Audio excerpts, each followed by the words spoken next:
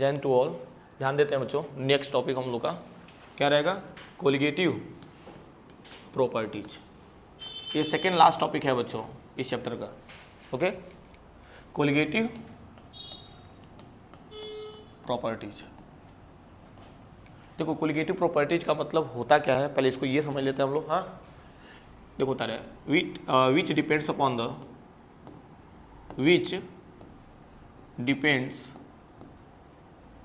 upon the number of solute particles। क्या समझे बच्चों, which depends upon the number of solute particles. जो number of solute particles पे depend करता हो उसको क्या बोलते हैं हम लोग बच्चों, कोलिगेटिव प्रॉपर्टीज। ओके, एंड यहाँ आप लिख लेना, and it does not depends upon the nature of solute particles। nature of solute particles, ये solute particles के नेचर पे डिपेंड नहीं करता है। ये भी पॉइंट क्लियर हो गया होगा बच्चों। एंड नेक्स्ट ध्यान से समझना बच्चों, solute particles are non volatile in a nature। क्या समझे बच्चों, जो सॉल्यूट पार्टिकल्स होगा बच्चों हमारा क्या होगा, वो नॉन वोलेटाइल इन नेचर होगा। क्लैरिटी मिल रही है बच्चों कि कोलिगेटिव प्रॉपर्टी क्या होता है, ये क्या होता है, नंबर ऑफ सॉल्यूट पार्टिकल्स पे डिपेंड करता है, right. And it does not depends upon the nature of solute particles. एंड मैंने एक और पॉइंट वो इसमें ऐड कर दिया, solute particles are non volatile in nature. Got it. इसके आगे देखते हैं बच्चों, ध्यान से समझना। तो it is of 4 types. It is of 4 types. 4 types बच्चों, सबसे पहला हमारा पॉइंट आता है, ध्यान से समझना, RLBP। क्या आता है बच्चों, RLBP। RLBP में बच्चों, RLBP का फुल फॉर्म क्या होता है, relative lowering of vapour pressure. बच्चों ना आप लोग प्रीवियस लेक्चर में भी जा करके देख सकते हैं, RLBP को जो मैंने समझा दिया है, routes law for non volatile, है कि नहीं, नॉन वोलेटाइल सॉल्यूट। तो यहाँ पे RLBP relative lowering of vapour pressure. And second point हो जाएगा बच्चों, elevation in boiling point. Elevation in boiling point हो जाएगा, एलिवेशन इन बॉइलिंग पॉइंट। देखो एलिवेशन इन बॉइलिंग पॉइंट को हम लोग पहचानते जानते हो किसे, KB से। ये विलियोस्कोपिक कांस्टेंट होता है बच्चों, हम डिराइव कराएंगे तो आपको बताएंगे कैसे क्या हो रहा है। एंड थर्ड पार्ट है बच्चों, ध्यान समझना, डिप्रेशन इन फ्रीजिंग पॉइंट। क्या बच्चों, depression in freezing point. Okay, और इसको हम लोग डिनोट करते हैं बच्चों, मतलब इसमें जो एक टर्म्स आता है KF होता है, जिसका नेम होता है जो क्रायोस्कोपिक कांस्टेंट। क्या होता है, cryoscopic constant. And last term आता है बच्चों ऑस्मोसिस। क्या आता है बच्चों, ऑस्मोसिस। ऑस्मोटिक प्रेशर एंड साथ में क्या हो जाएगा बच्चों, रिवर्स ऑस्मोसिस। ओके बच्चों, ये हमारे 4 टर्म्स हैं बच्चों जो कि कोलिगेटिव प्रॉपर्टी में हमें डिस्कस करने हैं। ओके, मैंने इस वाले टर्म्स को बच्चों ऑलरेडी मैं डिस्कस कर चुका हूँ, लेकिन फिर भी बच्चों मैं इसको बताऊंगा कि कैसे क्या हो रहा है। समझ पा रहे हो कि नहीं, यहाँ तक कोई प्रॉब्लम है क्या, ठीक है। अब मेरी बात सुनो बच्चों, हम लोग सबसे पहला टर्म्स बच्चों टच करते हैं, क्या, relative lowering of vapour pressure. यहाँ से समझना बच्चों, देखो हम लोग relative lowering of vapour pressure को हम लोग डिस्कस किए हैं ऑलरेडी, लेकिन बच्चों मैं इसको फिर हटाता हूँ और इसको स्टार्टिंग से बच्चों समझते हैं हम लोग, राइट। तो उसमें क्लैरिटी भी आएगी आप लोग कि हाँ सर कैसे करना है, किस तरीके से हुआ है। ओके, ध्यान से समझना बच्चों, हम लोग का नेक्स्ट हेडिंग है कोलिगेटिव प्रॉपर्टी में ही बच्चों RLBP। RLBP का बच्चों फुल फॉर्म मैंने बताया ना अभी, relative lowering of vapour pressure, ठीक है। अब समझते हैं तो बच्चों इसका मीनिंग है क्या। देखो इसमें भी हम लोग करते क्या है, 2 कंटेनर लेते हैं, आप ऐसे समझो ना, Raoult's law for non volatile solute. कुछ क्लैरिटी मिल रही है बच्चों? Routes law for non volatile solute, ये ऑलरेडी बच्चों हम लोग राउट्स लॉ में डिस्कस कर चुके हैं। ओके, फिर अभी हम लोग फर्दर प्रोसीड कर रहे हैं बच्चों relative lowering of vapour pressure in terms of non volatile solute के केस में समझने के लिए। ओके, तो अब हम क्या करते हैं बच्चों, यहाँ पे दो कंटेनर लेते हैं, ध्यान से समझना बच्चों। यहाँ पे हमने दो कंटेनर लिया, ठीक है, कंटेनर हमने ए ले लिया। ओके बच्चों, यहाँ तक समझ में आ रहा है? ये तो कंटेनर ए लिया तो ये कंप्लीटली हमारा क्या है, सॉल्वेंट है। क्या है बच्चों? तो इसका जो वेपर प्रेशर होगा क्या होगा, वो प्योर होगा। तो हम लोग क्या मान लें, पी नॉट ए मान लिया बच्चों। प्योर वेपर प्रेशर के लिए क्या मानते हैं हम लोग, नॉट लगाते हैं। ओके, और कंपोनेंट ए है बच्चों, तो इसका मोल फ्रैक्शन भी क्या मान लेंगे, काई ए। एंड टोटल प्रेशर क्या मान सकते हैं हम लोग बच्चों, पी ए मान सकते हैं, राइट। क्या मान सकते हैं हम लोग, पी ए, मतलब कंप्लीट बच्चों इसका वेपर्स भी तो होगा ना, ध्यान देना, लिक्विड है, लिक्विड का वेपर, ठीक है। यहाँ तक क्लैरिटी मिल रही है? इसके आगे देखते हैं बच्चों, कंटेनर एक और हमने सपोज किया बच्चों, ठीक है, और ये कंप्लीटली बच्चों आपका रहा बी टर्म्स का। ओके, और ये सॉल्यूट रहा जो कि सॉलिड सॉल्यूट होता है बच्चों। ये क्या होता है, सॉलिड सॉल्यूट होता है। एक तरफ हमने सॉल्वेंट ले लिया, एक तरफ क्या ले लिया हमने, सॉल्यूट ले लिया। ये आपका कंपोनेंट क्या हो जाएगा, ए, और ये कंपोनेंट क्या हो गया, बी। तो नो डाउट बच्चों इसका भी प्योर वेपर प्रेशर होगा ना, तो इसके लिए भी क्या मान लेंगे हम लोग, पी नॉट बी मान लेंगे, और इसका क्या मान लेंगे बच्चों, काई बी मान लेंगे। यहाँ तक क्लैरिटी मिल रही है? और इसके लिए बच्चों क्या मान लेंगे हम लोग, पी बी मान लेंगे। टोटल मतलब हल्का हल्का बच्चों इसका भी वेपर्स होगा। देखो जैसे सॉलिड का भी वेपर होता है बच्चों, वेपर प्रेशर होता है, लेकिन बहुत कम होता है। कैसे एग्जांपल है, आइस देखे होंगे ना भाई, साधारण सा एग्जांपल है कि ये जो मैं आपको दिखा सकता हूँ, आइस देखे होंगे, तो आइस में देखना बच्चों हल्का हल्का गैस निकलता है, सुन पा रहे हो ना। तो वैसे बच्चों जितने भी सॉलिड्स होते हैं हमारे बच्चों, थोड़ा बहुत तो उसके पास वेपर प्रेशर होता है, समझ पा रहे हो ना। तो वैसे सॉलिड ये भी, लेकिन इसका भी वेपर प्रेशर है। यहाँ तक क्लैरिटी मिल रही है? अब एक काम करो बच्चों, ये बताओ आप लोग को बात पता था कि हमने ए और बी को दोनों को क्या किया था बच्चों, मर्ज कर दिए थे कि नहीं?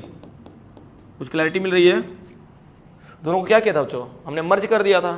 तो वैसे ही बच्चों ध्यान समझना, यहाँ लिख सकते हो आप लोग वेपर प्रेशर ऑफ, ऐसे लिखो पहले स्टेटमेंट में, वेपर, या ऐसे लिखो ना, pure vapour pressure, pure vapour pressure of A components, of A components. तो ए कंपोनेंट्स के लिए अगर निकालते हैं बच्चों तो क्या मिलेगा, पी ए इक्वल्स टू क्या हो जाएगा बच्चों, ध्यान से समझना, पी नॉट ए इंटू काई ए।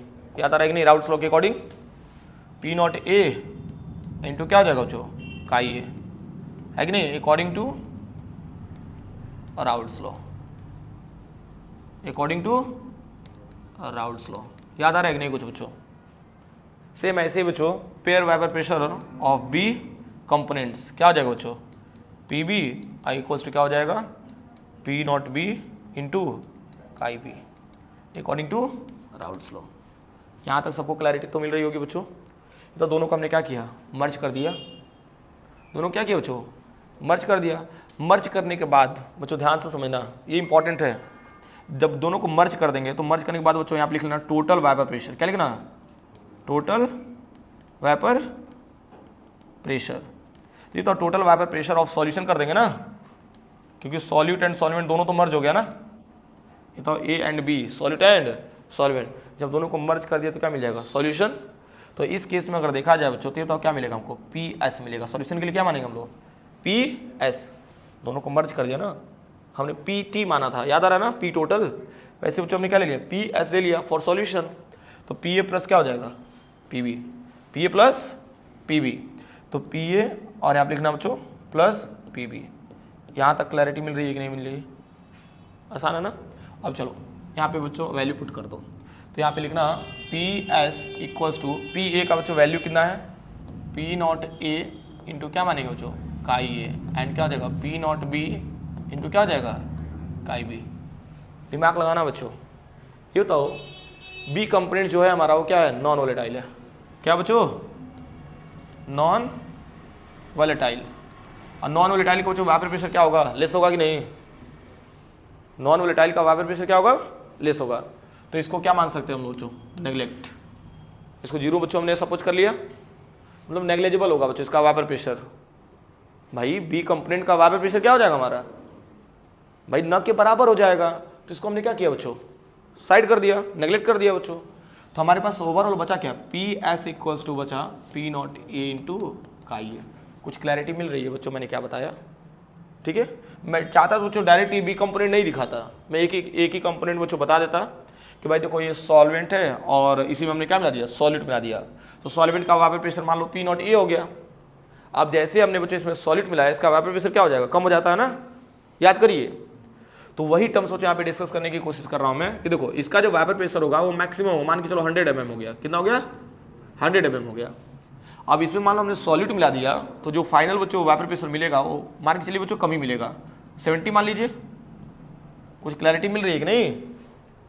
जैसे हमने बताया था कि जो सॉल्वेंट का वेपर प्रेशर होता है हमेशा सॉल्यूशन से क्या होता है, ज़्यादा होता है, ज़्यादा होता है ना। जैसे चाय वगैरह वाला बच्चों मैंने एग्जांपल दिया था, इंडक्शन तेज करते तो वेपर ऊपर की तरफ निकलता है, कुछ डाल दो उसमें तो वेपर प्रेशर क्या हो जाता है, डाउन हो जाता है। तो वही सेम सिनेरियो बच्चों हम लोग यहाँ पे प्रूफ कर रहे हैं, ध्यान से समझना।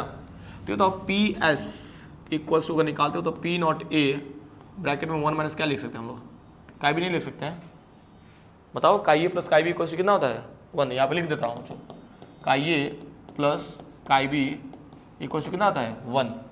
तो यहाँ पे बच्चों अगर हम लोग निकालें काई ए का वैल्यू तो क्या मिलेगा, 1 माइनस काई बी निकल जाएगा। यहाँ तो कोई प्रॉब्लम है क्या? अब सॉल्व कर लो ना। तो P S equals to P not A minus हो जाएगा पी नॉट ए इंटू क्या हो जाएगा, काई बी। इसको इधर ट्रांसफर कर दो बच्चों, तो पी नॉट ए इंटू क्या हो जाएगा, काई बी, और इसको इधर लेते जाओ तो पी नॉट ए माइनस क्या हो जाएगा, पी एस। अब एक चीज़ नोटिस करना बच्चों, पी नॉट ए का हमने वेपर प्रेशर कितना सपोज किया था, 100 mm, और पी एस का बच्चों कितना हमने सपोज किया, 70 ना। ये भाई यहाँ पे जो वेपर प्रेशर निकलेगा वो क्या होगा, पी एस होगा ना। तो इसका वेपर प्रेशर कितना है, 70, इसका कितना है 100। तो कितना कम हुआ बच्चों, कितना कम हुआ? तो ये तो हमने क्या किया, 100 माइनस 70 कर दिया, यानी पी नॉट ए की जगह हमने क्या सपोज किया, 100। तो मान के चलिए बच्चों हमने 100 माइनस क्या कर दिया, 70 कर दिया।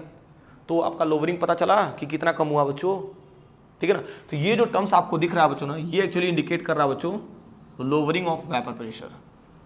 क्या इंडिकेट कर रहा है, हाँ, लोवरिंग ऑफ वेपर प्रेशर, कि वेपर प्रेशर आपका कितना कम हुआ है बच्चों।